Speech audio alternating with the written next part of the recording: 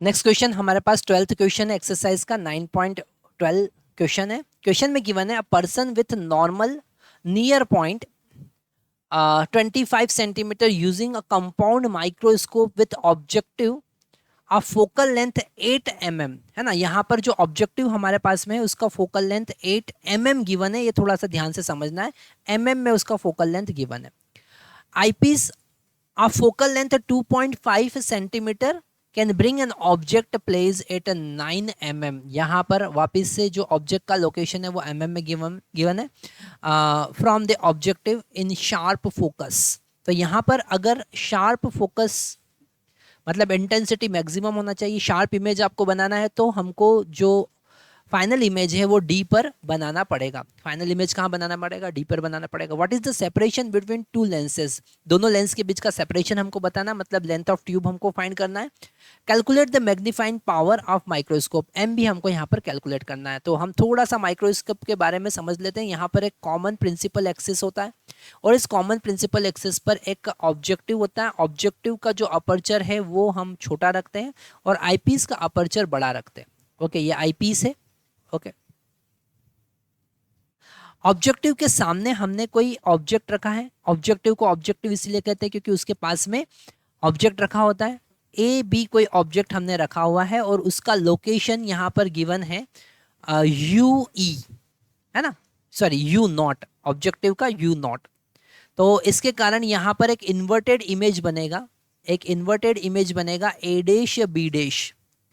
Okay, और इस inverted image का जो लोकेशन होगा वो वी नॉट हम कंसिडर कर रहे हैं। ओके, और ये जो इमेज बनेगा it will behave like object for eyepiece, है ना। इस एफ ई के लिए, आईपीस के लिए वो ऑब्जेक्ट की तरह बिहेव करेगा। मतलब ये जो इसका पोजीशन है उसको हम यू ई कंसिडर कर सकते हैं। ओके, और यहाँ पर इसके कारण जो फाइनल इमेज बनेगा वो फाइनल इमेज डी पर बनने वाला है। ये जो फाइनल इमेज बनेगा ये कहाँ पर बनेगा? डी पर बनेगा, है ना, जिसको हम ए डैश बी डैश लिख रहे हैं, डबल डैश लिखेंगे, A double dash B double dash, और यहाँ से हम देख रहे हैं। ओके, तो अगर हम यू नॉट का वैल्यू कैलकुलेट करें, सबसे पहले यू नॉट और यू ई का दोनों का वैल्यू कैलकुलेट करके हमको ऐड कर देना है। तो यहाँ पर यू नॉट का वैल्यू, वी नॉट और यू ई का वैल्यू ऐड करना है। यू नॉट की हेल्प से हम वी नॉट फाइंड कर सकते हैं। तो यू नॉट का वैल्यू यहाँ पर 9 mm गिवन है ना। तो इसको हम -9 mm लिख सकते हैं या फिर हम लिख सकते हैं 0.-0.9 सेंटीमीटर। ओके, ऐसा कुछ लिख सकते हैं हम। तो यहाँ पर अगर हम फार्मूला लगाएंगे 1/v0 -1/u0 is equal to 1/f0। सबका वैल्यू पुट करेंगे तो 1/v0 का वैल्यू हमको फाइंड करना है, -1/u का वैल्यू -0.9 है और f का वैल्यू 8 mm है ना। तो इसको हम 0.8 सेंटीमीटर रख सकते हैं। एफ नॉट का वैल्यू 8 mm है, यहाँ पर एफ नॉट जो है वो 8 mm गिवन है। ठीक है, इसे हम आगे सॉल्व करेंगे तो हमको मिलने वाला है 1/v0 is equal to 1 divided by 0.8 minus 1 divided by 0.9।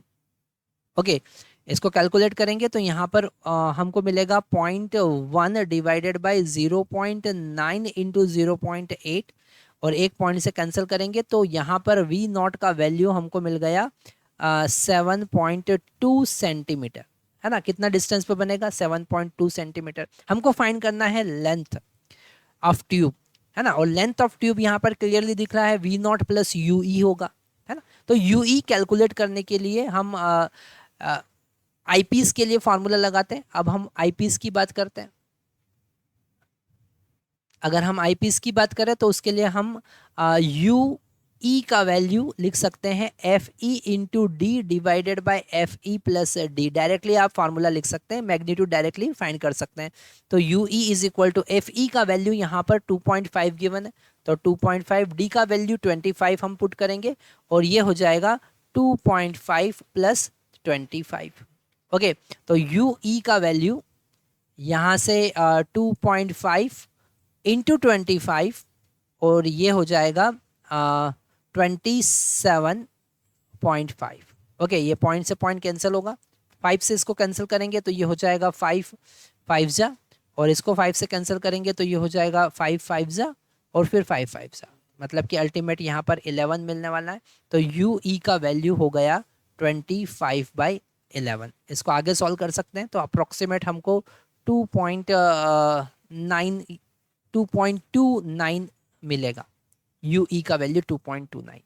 Okay, यहाँ पर हम लेंथ ऑफ ट्यूब कैलकुलेट कर सकते हैं। लेंथ ऑफ ट्यूब फाइंड करने के लिए हम L equal to V nought plus U E लिख सकते हैं, है ना। तो वी नॉट का वैल्यू तो हमारा 7.2 आया है, तो 7.2 प्लस 2.29, तो ये हो जाएगा हमारे पास 9.49 सेंटीमीटर।